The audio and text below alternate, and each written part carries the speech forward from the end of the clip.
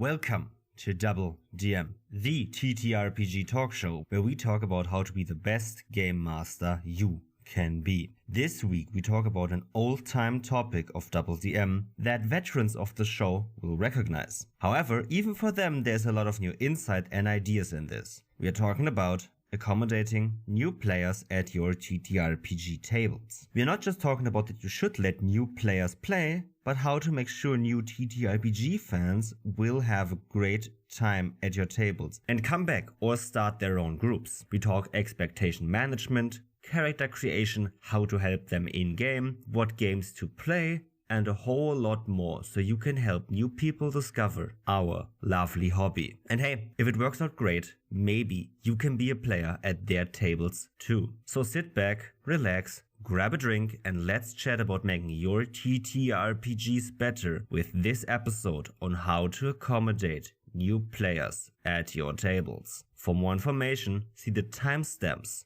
in the description.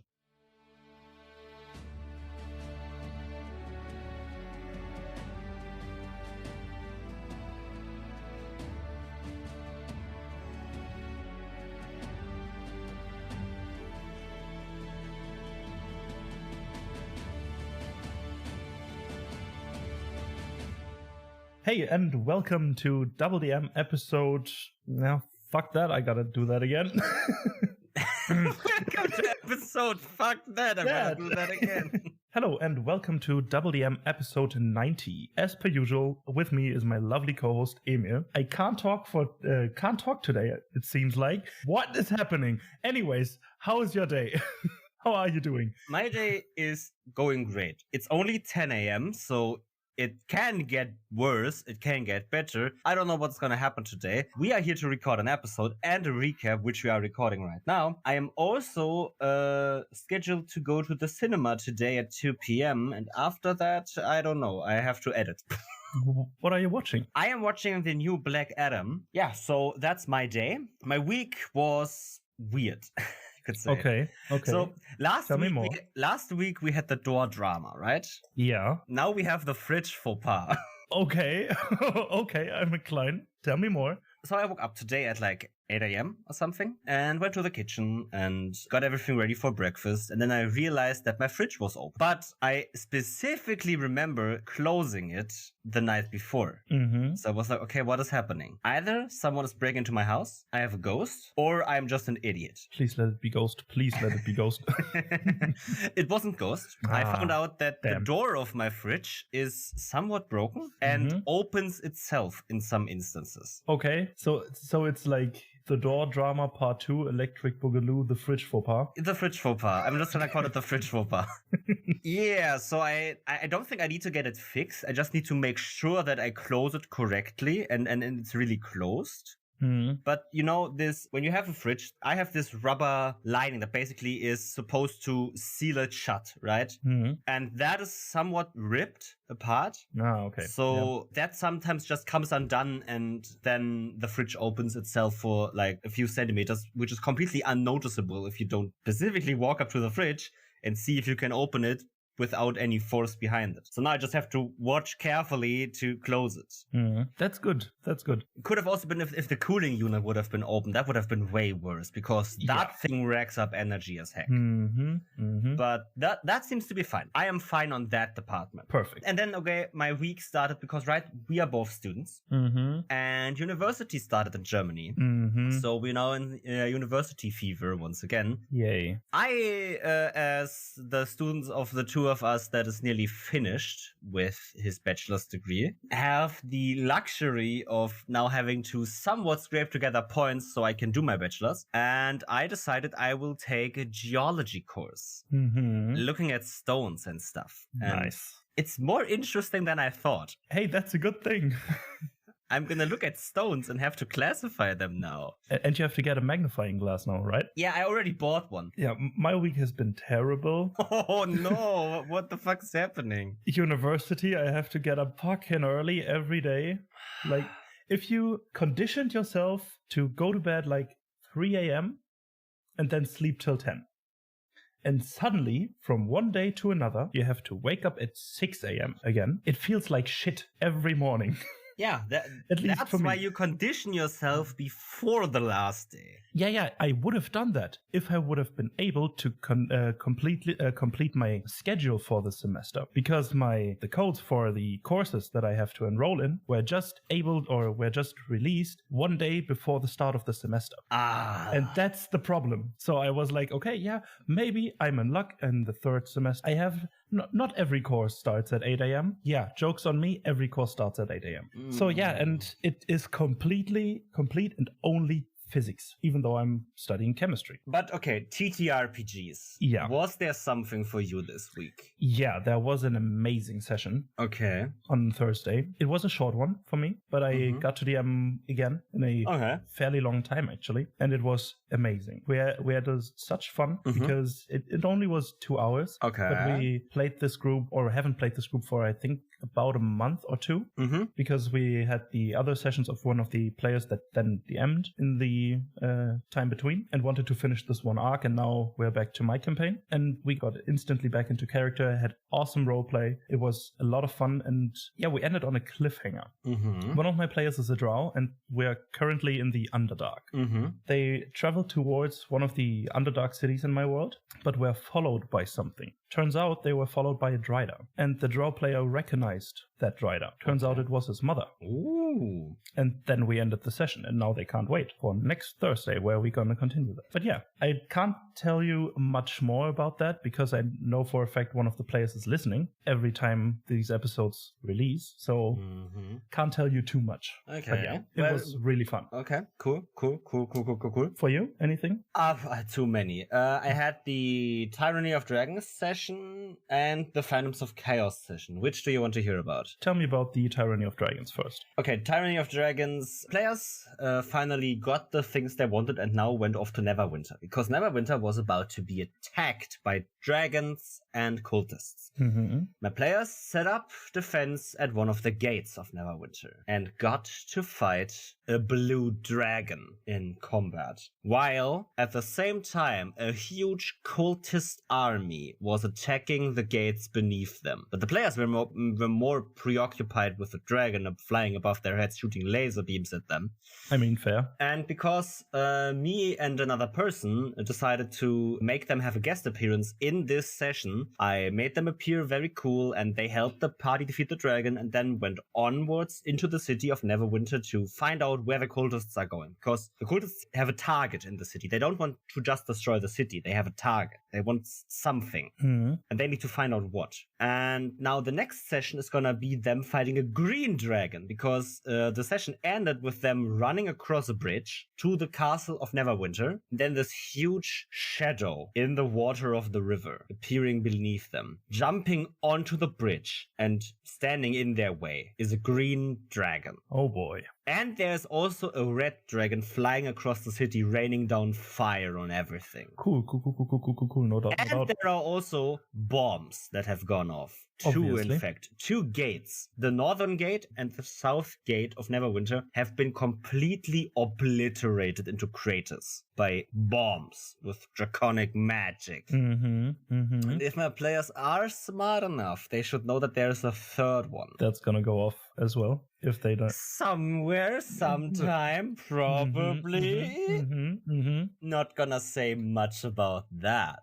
But yeah, that was my session. It was combat heavy, very combat heavy, because we had 2 combats, the Blue Dragon and some cultists in the streets of the city. And next session is also gonna be combat heavy because we have this combat against the Green Dragon and probably against the general of this cultist army that wants to get what he wants. Okay. So that's gonna be 2 very combat heavy sessions back to back. But there was also backstory reveals and a lot of meaningful roleplay, I think. Amazing. So this was really a heavy hitter of a session, because one of my players who lost his memory through something has found out that parts of his family is in the city fighting against the dragons, and he found out why they are in the city fighting against the dragons, because his family is a dragon slayer family. Oh, damn. Okay. And I'm gonna be interested in what they are gonna do about that after finding that out.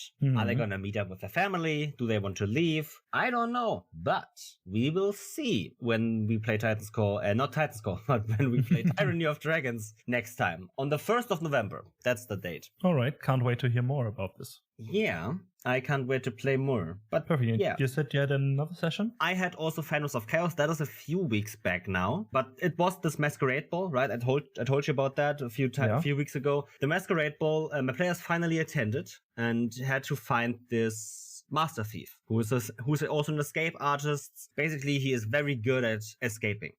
That's his whole fucking deal. And he invited the players to this Masquerade Ball to play with them, to have this cat and mouse game with them, because he likes the thrill of it. My players were really frustrated in a fun way, not in a bored this fucking sucks, but more in a our characters don't know what to do. They knew they had to do something and they tried stuff, but they didn't necessarily know if it paid off or not.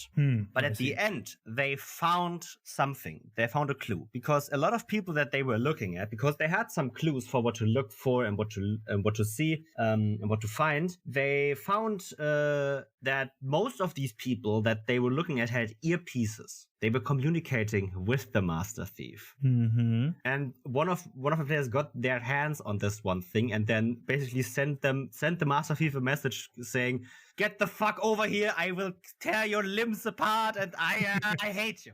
And that kind of set off the chain reaction. Now the fun begins for the Master Thief, because he calmly said to all other devices, "Run." And now there are like 20 to 30 different people making utter panic at this Masquerade Ball from all different kinds of locations and people, that it's gonna be very fun to see how my players find out if this find out who is this Master Thief and if they're gonna catch him. Amazing. They definitely, when they have a good plan to catch him, they will catch him. But if they don't, he has 10 different plans. And they are all kind of mapped out, which is the most fun part for me. So I really have the options available to me, and I'm gonna use them. Perfect. One of my favorite parts is there are, in the backyard, there are pillars where there are statues on top of them. And some of these pillars are empty. And he theoretically has a costume that looks like a statue. Oh, damn. And if I get to use that one plan, I am gonna be a child on Christmas. That would be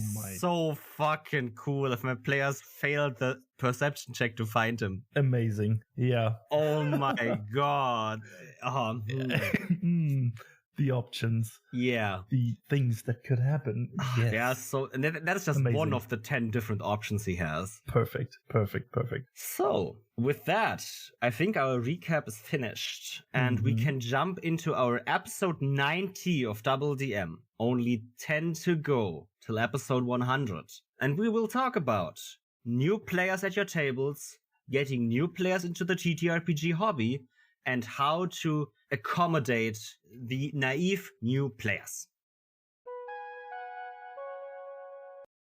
Hey, dear listener, we arrived at this episode's mid-roll. I don't want to keep you too long in this break from the usual program, but podcasting overlords demand that I ask you to rate and review our show to help us expand our reach and get new listeners. But also, with more reviews and ratings comes the benefit of us getting a better feel for what you like and dislike about the show, allowing us to improve our show to the next level just for you guys. And hey, if you really like the show, then recommend us to your friends so we can share our content with them and help them with whatever dungeon master dilemma or player problems they are having right now. I know you hear this all of the time, but really doing so helps shows like ours and any other podcaster, especially indie podcasters, out immensely in creating the best content possible. So again, rate, review, tell a friend or whatever works for you. If you are feeling super generous today, you can check out our Ko-Fi and donate a few bucks towards upgrading the show with new microphones, editing software, and studio surroundings. No pressure at all though, this is just if you feel like you want to help out. Lastly, I also want to tell you guys about our social media channels, and that you can follow us on especially Twitter or Instagram to stay up to date with the show and get a whole slew of other content like memes, tips, and general shitposts about TTRPGs and the TTRPG industry or community. Thank you guys so much for your constant support of our show, and we hope we can continue creating amazing content for you guys well into the future. Oh, one last thing. If you have a TTRPG product you want to advertise on our show, contact us about affordable ad space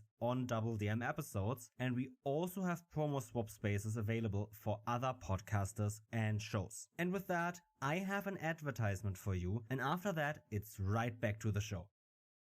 Do you want a lightweight, easy to use, and free application for your tabletop role-playing campaigns? MasterScreen is the ultimate set of tools for running tabletop or online role-playing campaigns and managing intricate fictional worlds as well. This incredible browser application can run on any device and also works offline, so you can edit your files basically everywhere. This awesome campaign manager allows you to level up your notes and organization, so you have to spend less time in your notes and more time in the action of your games. The focus on the simple yet beautiful design makes for great and intuitive use for every tabletop role-playing game, and as time goes on there will be even more features to create a one-stop get-all for game masters wanting to level up their game. And remember, all of that is for the low price of free and requires no downloads. So go to masterscreen.app to start becoming the master behind the screen you were meant to be. You can find the link in the description. So, Amy, I wanted to talk to you about something we already talked about in a previous episode. Yeah. Because in one of my campaigns where I'm a player in, a new player is going to join us soon. And I wanted to talk to you about that again. Because we've been doing this for a long time now. We have new experience, more experience, and I thought we both might have new interesting things to say to that. Yeah, I think as well. No, but we've grown a lot since episode 2, which was released in February 2021. Yep. So, yeah, we just wanted to revamp this episode a bit. And we also have some new things to talk about. It's not just, hey, let's just remaster the audio, because we are also gonna remaster the content of it. So, yeah. Yeah, not completely done yet, but we just finished an arc of the campaign where the new player is going to join us yesterday. Okay. And now we are in basically the open world and starting the main story off and having different character arcs and all of that beautiful stuff. And then a new player is going to join us. Okay. I don't know anything about what character he's going to play, but we played in a one-shot before, which was his first time playing Dungeons and Dragons. Okay. So I think we are fairly good equipped to accommodate a new arrival into the TTRPG space in our table, because we are very open and all of the good stuff. We have 2 DMs. One of them would be me. And I think with the experience I have, I can give more or less good advice on what to look out for when creating characters or when playing in combat, when you don't have any clue what Dungeons and Dragons is and what your abilities do and stuff like that, because I have experienced most of them at least once. Basically, that's the story behind it. Okay. And interesting. And I think this is a good first thing to talk about. I like having, when I have a new player at my table, at least one other veteran or a more experienced player at the table. So the whole information giving out, or not the whole information load, is solely based on you. So you can split it and get different opinions or different views on the same topic, which may lead to the same outcome, but through different means, and then building the own experience for that player themselves. Yeah, I think you touched on a few good topics there. One, the having a veteran there to help, but also having the different opinions, which is also something that should be noted in TTRPGs, I think, that is something that happens. But let's talk about the having a veteran at the table for information, because I don't know about you, but it's very good to have the last episode, which was about the workload GMs do and how that work might be more, but doesn't necessarily matter more than what players do. It often falls to the DM to know everything, right? And I can see where that is coming from, because obviously they are the master of it. They are supposed to make the decisions of it. But the rules are there. Everyone can know the rules. And it's not just on the DM to be an encyclopedia on them. And especially if you have a completely new group, it often is this kind of stereotype of the GM that brings in a full table of new players and has to explain everything to them because they are the veteran and they need to handle everything and they need to know everything and that type of stuff. And no, it's again something that DM can get themselves a veteran player that is there to have some player side knowledge to give to the new players. Exactly. So the DM can still focus on the stuff that they need to do to deliver the good game that they want to deliver to these new players. Because if the game isn't good, and this is their first experience, they might never play again. Exactly. And that is not necessarily a fault of the DM in this instance, because sure, maybe they didn't deliver a perfect game, but everyone can have bad games, but maybe they just had too much to do. And that can be like, and that can also be something that I've heard from other people that didn't want to DM because they thought the DM does so much work. And yes, they do work, but a lot of that work is just because no one else at the table does it.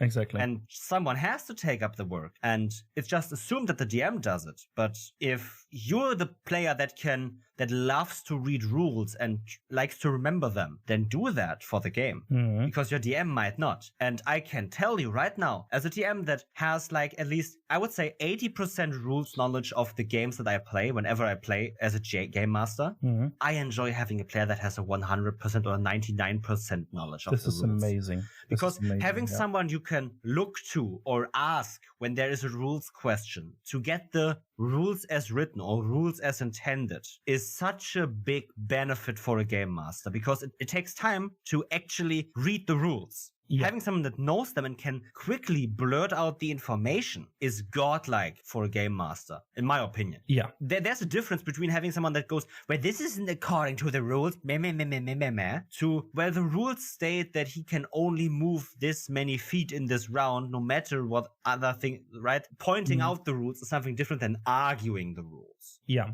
I think there's still merit to arguing the rules, because having that kind of consistency and fairness is also good. But there's a difference that in making sure that the table adheres to only what you want, to just saying, well, if we would play it by the rules, let's do this and this. Yeah. Right? And I think another benefit of that is, especially when the rules are more of a guideline, but if they are not as clear-cutly written as some other rules might be, if you have another veteran, you have two points of view on the same rule that you can then find a common ground on after the game. Yeah. And then make it clearer for the new players. Because if you throw in a new player into a rule discussion, more or less, on how to exactly interpret the wording of that rule, because it's not completely clear, it might be too overwhelming at first. Yeah, I would agree. The thing is, showing players that TTRPGs are collaborative games in their first session is highly important. It's one of the most important things you need to do. You need to show them that this is a thing where not one person dictates everything, but everyone agrees to something, where everyone has their say at the table. And that's why I think having someone that would disagree with the game master in certain instances is not bad.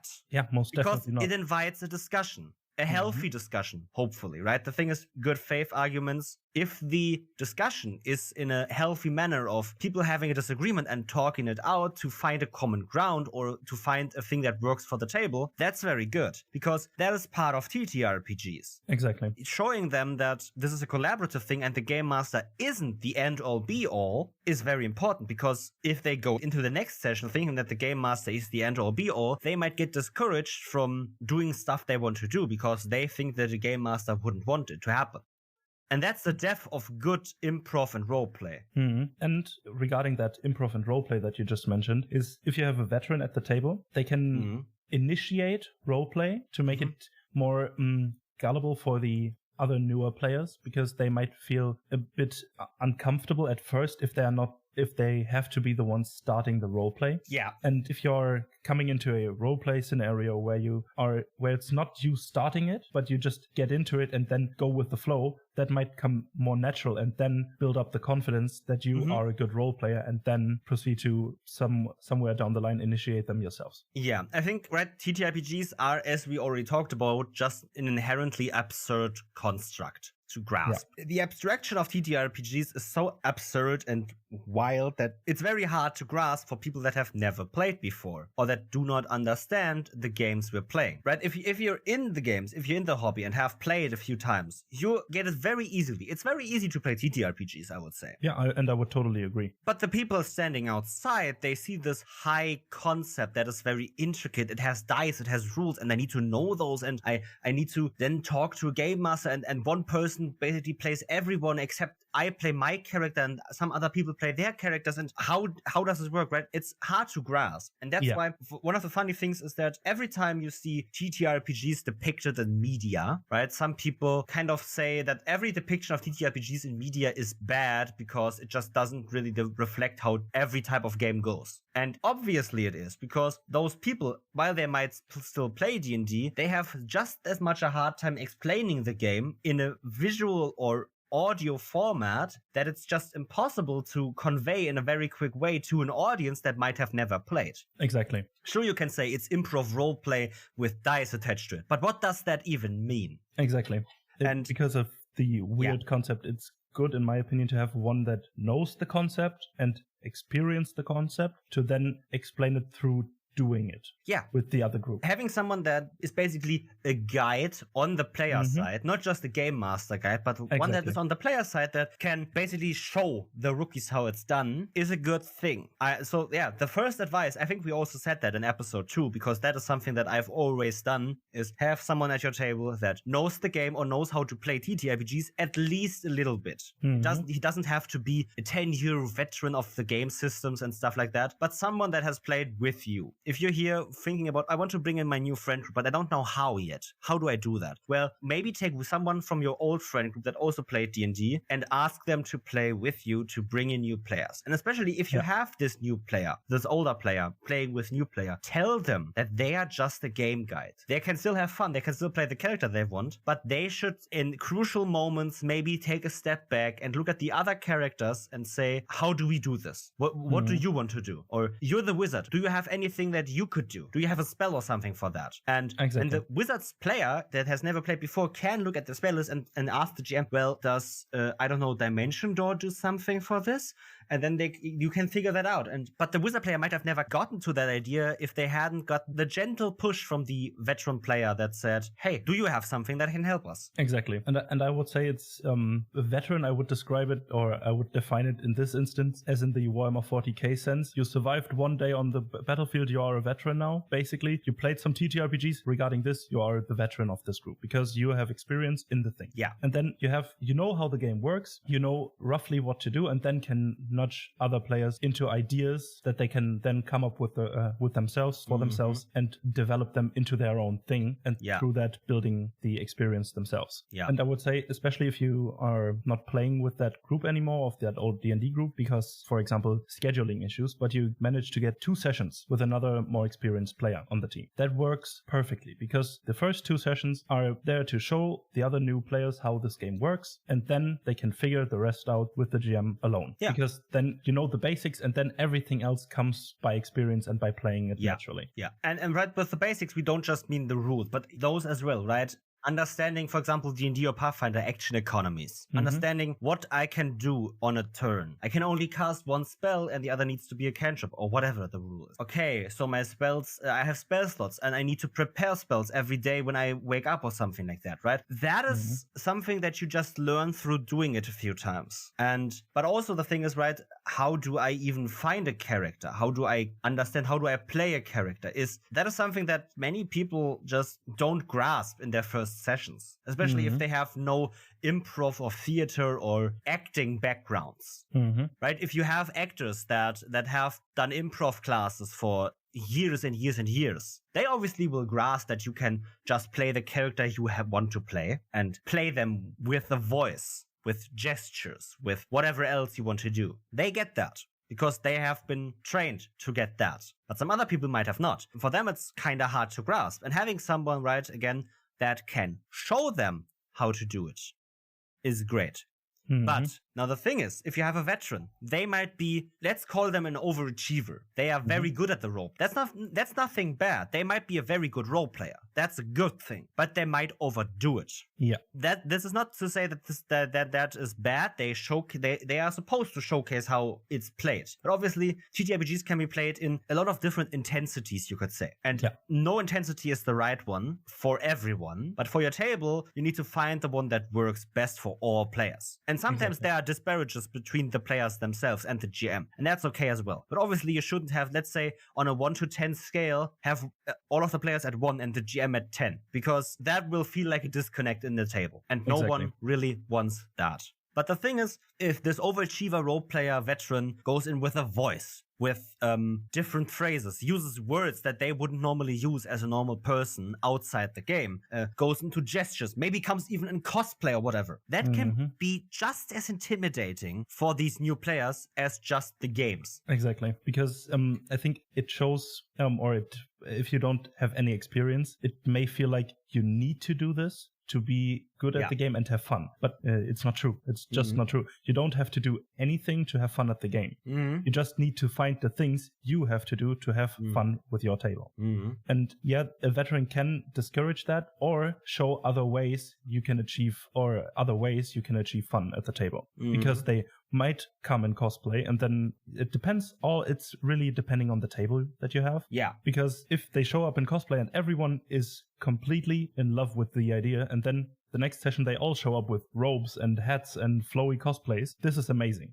But it entirely depends on the table. And I think therefore, especially with very new people, a session 0 is needed to talk about that. And there I love to have a veteran as well in there, especially to help with character creation, because character creation can be overwhelming depending on the system with all the choices you have to make, especially on the early levels where you have to basically define your class, character, whatever you want to call it, by choosing different options, and you don't have any fucking clue what these options do. And then having one other person there that knows at least a bit about them, those options, is very amazing to have, because then they can ask not just in a game mechanical sense what you want to do, but recommend different mechanical things depending on the character the newer players want to play. Asking what is the character you want to play, but don't use any class or race combination names, words, whatever, but tell me what type of character do you want to play, and then we can work out which options to choose from when you want to create your character. I want to go back actually to the point where we talked about the cosplay, for example, because I think I was very blessed, you could say, with my school. Could have also just been the times, because many people were bullied for playing Dungeons and Dragons or any TTRPG and being a nerd in school. I know a lot of people that have been, especially in earlier times like the 80s and 90s, people were bullied. I was very lucky that in my school, especially in my class, because in my school there was a program that basically allowed you to choose a scientific specialized class. So I was in the scientific specialized class. So basically everyone in my class was in there because we were fucking good at science, math, physics, chemistry, and that type of stuff. And we were supposed to we had more science classes than other classes, right? In my class, I wouldn't call nearly anyone a nerd except for the people that I stayed with.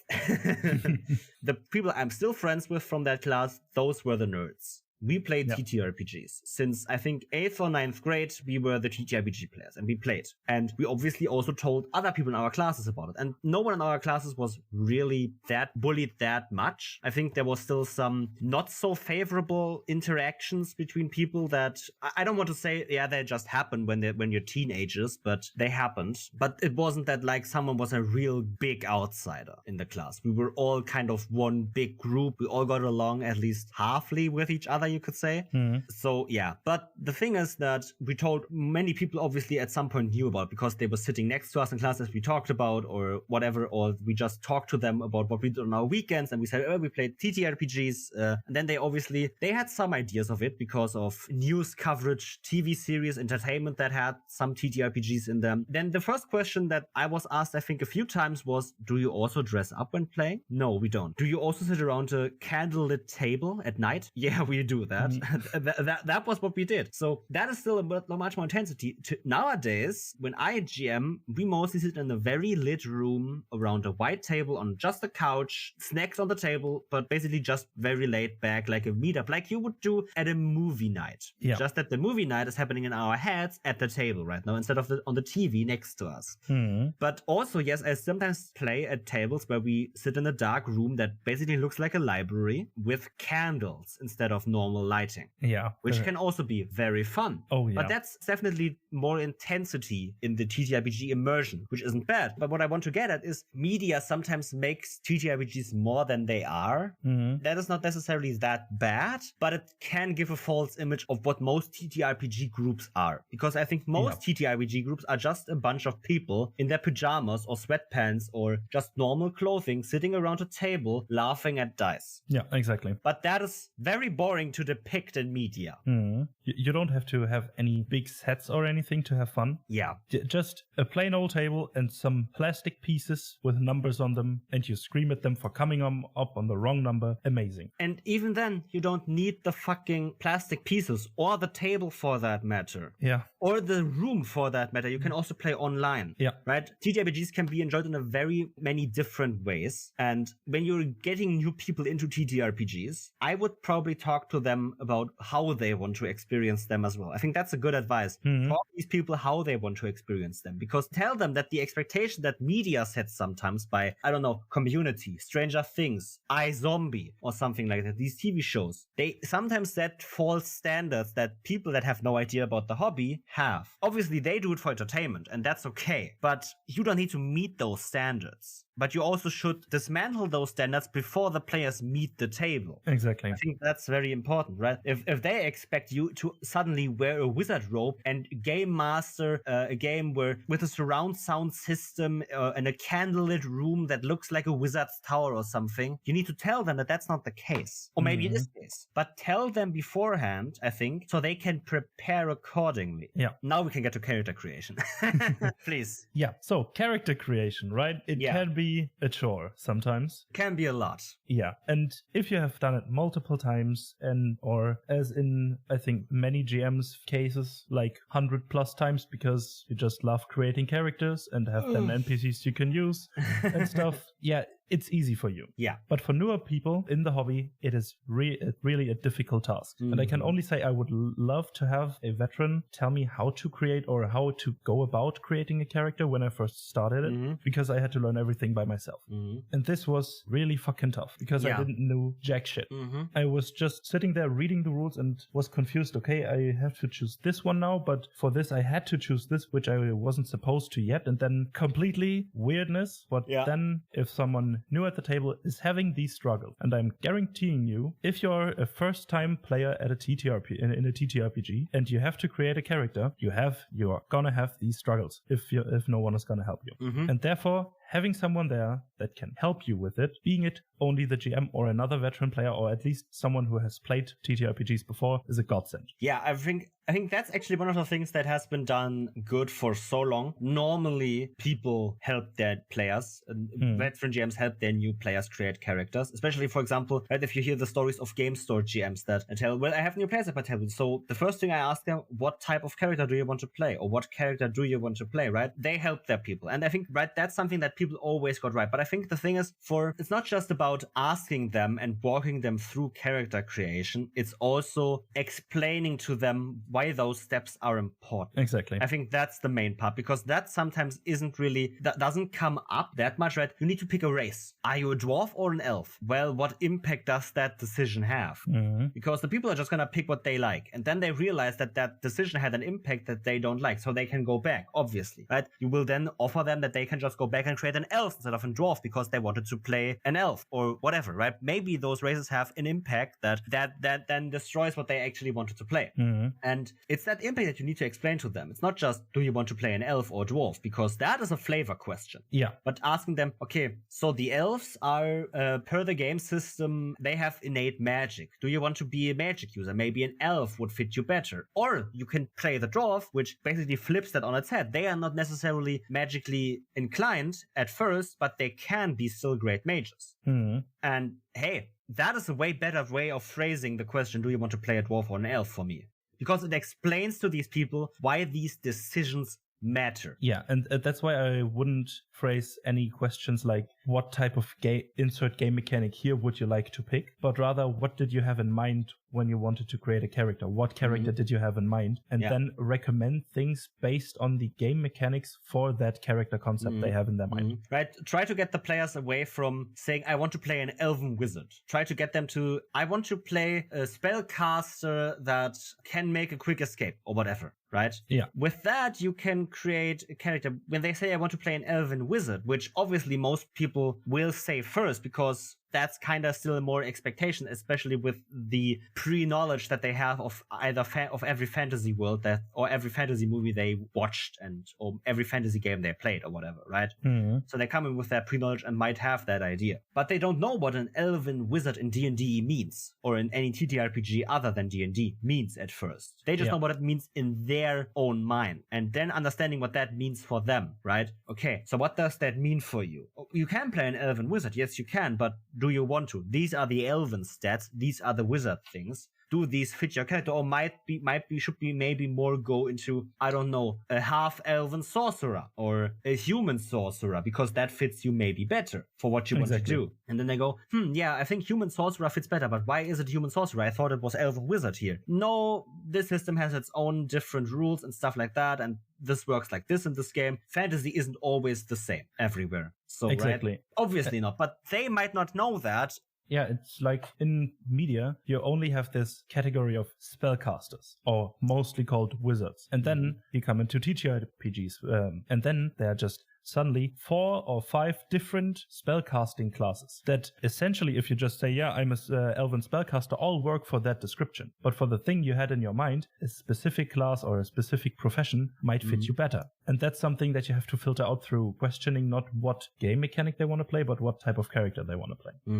You want to play an archmage. Yeah, that's probably sounds like a D&D wizard. Yeah. But you want to play a witch is also, an elven witch would also be an elven spellcaster. But I wouldn't necessarily recommend a wizard for playing a witch. Yeah, I would probably recommend warlock, sorcerer, druid in that direction. Exactly. Go. Because they are less focused on having many spells and having more powerful spells, or having nature-focused spells, right? Exactly. About this character creation, there needs to be a lot of discussion about it, because what seems like second nature, like you said before, to these veterans of creating characters, because D&D and other TTRPGs have very easy character creations. Example, D&D Beyond allows me to create a character in like 10 minutes. Yeah. And that kind of demystifies this character creation process for the veterans. We don't understand, or we forgot the pressure that we went through when creating our first character. Exactly. And you need to remember that these people have no idea how this works. And when you have people that have no idea how it works, the best thing you to do is explain everything thoroughly. Give them time to understand.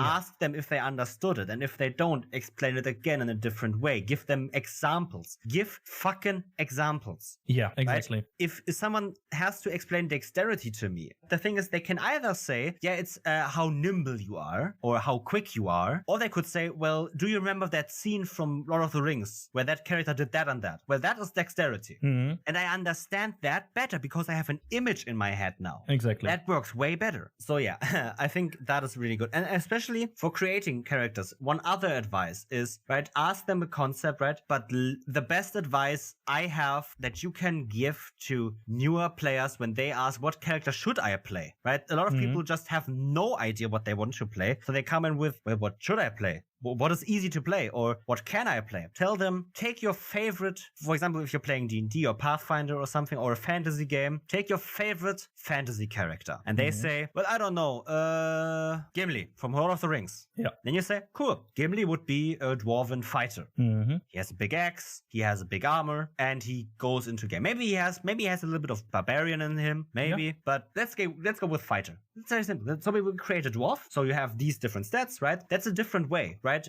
When they don't know what to play, just tell them to play their favorite character from that genre that you're gonna play in. Exactly. Because this is great. They have already an idea in their head now. They have not just stats, but they also have a concept going further than stats. They have a personality, they have looks, they have mannerisms, they have all these different type of things that they can just copy. And please tell these people that copying is completely fine. You're not violating any copyrights because this is never going to see the light of day aside from your table. Exactly. Just copy it. No one will give a fuck. Yeah, and let me tell you, every DM does this as well. Steal things from every type of pop cultural media there is and mesh it together in their own world. It's just natural because we get inspired by things we look at. Yeah. It's just the natural way. So don't be afraid to do that for your own character. Yeah, right. And especially, right, if you, the GM, talk them through it. They will have a favorite. And with that, you can, on that concept, create slowly with them a character. And the thing is about character creation. Again, I believe that character creation should be a very good indicator of how the game is played.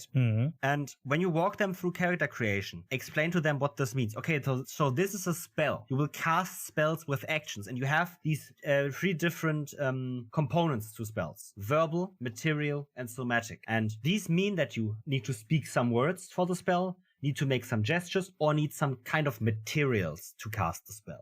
Remember that. Try to remember that your spells have one of or all 3 of these components. And explaining that to them makes them remember that sort of thing. You don't just need to tell them, well, this is a spell. It does damage. Cool, right? Yeah. Yeah, that it doesn't explain how the spell gets used, because then when they start to use the spell and you say, well, you do not have the material components right now, you're just gonna look like a fucking ass. Exactly. And then again, you touched on this a couple of times now, is another great tip is take your fucking time to explain it thoroughly, explain it multiple times in different ways, and just reiterate on rules, on game mechanics, on ideas, on talking with your players. Just take your time, especially with new players, because they have no fucking experience. They need to learn that first, and therefore you need to take the time. It just won't do you any good if you rush this step. Exactly. Sure, we want to get playing, and maybe you invited them to create characters in the session you want to play, and you want to do this fast. But still, it won't do you any good.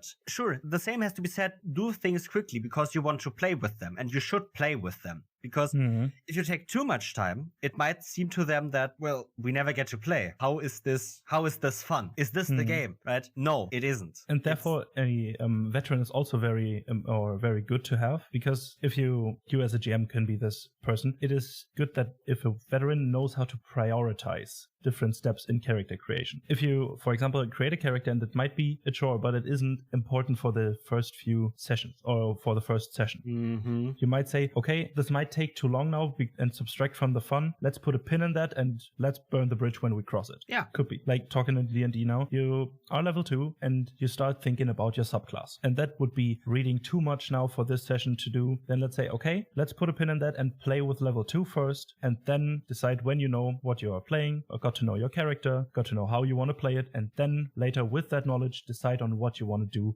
after that. Yeah. And I will say one other thing that you can do to get new players into the hobby, or to make it easier for them to learn, is let them or recommend them actual plays. I know not everyone likes actual plays, but really recommend actual plays to them, because there are actual plays of all shapes and sizes for a lot of different games. D&D mostly, yes, I won't lie, there's a lot of D&D out there, and we're gonna add to that, so no lying about it. But there are a lot of different actual plays for the system you're playing, especially if the system is bigger, there's gonna be an actual play to it. And I think the thing is here, if the game you're playing has an actual play, or has several of them, recommend some of them to them. They don't have to watch all of it, but make them watch 1 hour of the actual play, or listen to 1 hour of the actual play. Why is that? Well, learning by watching is something that a lot of people are actually very good at. Especially with this type of hobby, seeing how it's done should not be underrated. And that's why it's the same advice with the veteran, but it's in a different way. It shows them the gameplay loop before you ever get to the gameplay loop, right? Players ask questions, DM answers, DM describes, players interact, DM reacts, and that type of stuff. Understanding that and explaining that can be a lot harder than just showing it. And you can show it by showing it before the game actually starts. Exactly. So everyone can can get in with a rough idea what's this game even. Yeah. How it is roughly played. No definite things that you as a new player need to do. Yeah. But as a rough thing, every player talks with each other and with the GM, regarding the prompt that the GM gave, then reacting to it, then the GM reacts to that, and so on and so forth. Yeah. Obviously, with actual plays, you need to remember one thing. I would say tell your players that this is a show. It's not just an actual play, it's a show as well. They are trying to entertain. So again, watch out for false expectations. But actual plays themselves are way better at giving people correct expectations than a TV series that has a 5-minute D&D bit as a joke. Exactly. So that is way cooler. I think actually, right, a lot of people say Stranger Things or Community or whatever other series for how D&D is depicted in media. I still think that best way to depict D&D was in iZombie. Now, iZombie is a show where one of the coroners in the coroner's office is a zombie and can eat brains, and they regain memories from the people that were killed in these homicide cases. And they help solve these cases, right? These supernatural cop TV series, which are very, very common. And in one game, they eat a D&D game master's brain. Oh boy. And now take on the personality of this D&D game master. And at the end, there's a scene where they basically GM a game for the main cast. And it shows very well how different people play D&D together. Because some of them are kind of a little bit less interested. Some of them are more interested. Some of them have played before and have these common costume or whatever, I think. But I think the show makes a good point that this is just a game between friends at a table having fun together.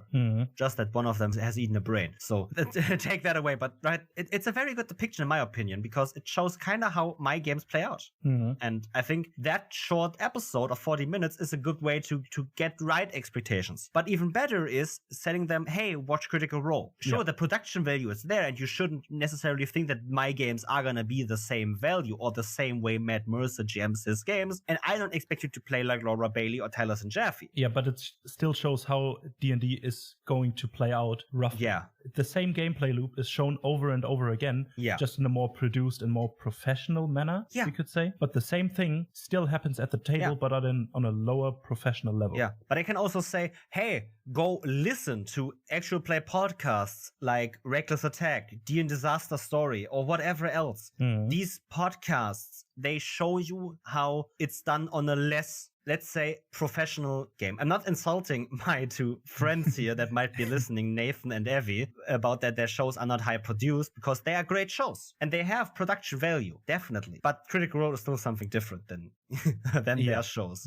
And doesn't matter. But still, these games play out in different ways, and telling them, hey, these kind of shows, they kind of show greatly how it might play out. So listen to an episode. It doesn't have to be the first one. It can be any one. And you don't have to listen further after that. But having that, it's kind of great. Because for the thing you want to do with that recommending actual plays isn't listen to the story and know what the story is about. It's see how the game is played. Yeah. And then decide if you want to do this or don't. Or if you already decided because it always sounded fun, and then see that or hear that, then be reinforced in that. Yeah, this sounds even more fun than in any of the TV series I watched. Yeah. I now know roughly what to do. I don't understand any of it yet, but I'm willing to learn. I'm willing to put in the time because this looks fucking fun. Because it is. TTRPGs are just amazingly fun. So, right, we talked about everything that is under the sun about getting new players in, helping them along the way of creating a character, playing their sessions, preparing for the sessions, and managing expectations, right? A few quick advice are, right, also have a session zero talk. Make sure that they are safe at the table. I know some people might not like to hear this, but session zeros are great. And it shows them that you care about them. And that is one big thing that I think is very important in TTRPGs, showing their players that you care about them at the table. And it just reinforces this image of we are here in a safe space, we're here to have fun together, no one gets excluded, this is how we do it, right? Exactly. Quick advice. And one other thing that I think is very important is don't just play D&D. Yeah. Or whatever. Obviously, if you want to introduce them to that system and they want to be introduced to that system, do that. But I think D&D, Pathfinder, or for example, also the Dark Eye, which was a system that I was introduced to TTRPGs with, are not the best systems to introduce someone to the concept of TTRPGs. I'm not here to say which is the best game, because that is something you need to figure out at your table. But figure that out together. Ask your players, what genre do they want to play? Do they go with them over a few rules, maybe? Explain to them what complexity do they want of the game? And that type of stuff, right? And find the game that fits right for that game. Because D&D can be overwhelming. Pathfinder just as much. The Dark Eye just as much. Maybe a Powered by the Apocalypse game is even too complex for them, or simple. Take a one-page RPG. Those are very improv heavy. Maybe you want more rigid rules to them. Then don't take a one-pager, because those obviously discard the rigid rules because they only have one page. Maybe take a Caltrops core game. Those are mostly very simple. Or maybe take something more complex. But talk to the players. Get the right system for that table, for these players, because what you want, this is the main goal of getting new players at the table, is for them to keep playing. Exactly. That's what we want. And you only do that by making sure that they have fun in their first session. And you don't do that by forcing them to play D&D if they would never even like D&D in the first place. Exactly. There are so many systems out there that would fit. Just find the right one for that purpose that you want to do. Yeah, it's just about getting them comfortable, having fun together. And one big thing, TTRPGs are about having fun, yes, but the first session of a new player is also about learning. And just telling them to just have fun is a great advice, but it's useless as fuck if you think about it, because that's the goal. If telling them have fun is your only and best advice, like, how do they have fun? Tell them how they do have fun. Tell them, play a character from a media that you enjoy. Play your favorite fantasy character in this game. That's how they have fun, but not just telling them have fun. It just isn't necessarily helpful for them, because if they had the right game master, if you're the right game master, I hope you already told them that the goal is to have fun. So the advice, go have fun, is just not helping achieving that goal. It's like if someone asks, how do I drive a car? You'll answer with, just drive it. Yeah. Wow. I want to have fun, of course, but how? What are the ways that I can have fun in this game? Please tell me, because I don't know jack shit about it. And that's why, for example, the advice, lean in or just go for it, are way better. They are very ambiguous as well, but they give a clear thing of, if something weird happens or absurd happens, just go with it. Try to yes and it, or work with it, or just laugh at it with your friends. That's way better than just have fun. Exactly. And I think with that, I don't have anything else to add to that. I don't have anything else I want to say, really. I think we talked about everything that is to having a player have their first few sessions or their first session, and how to guide them through that experience and help them through that experience.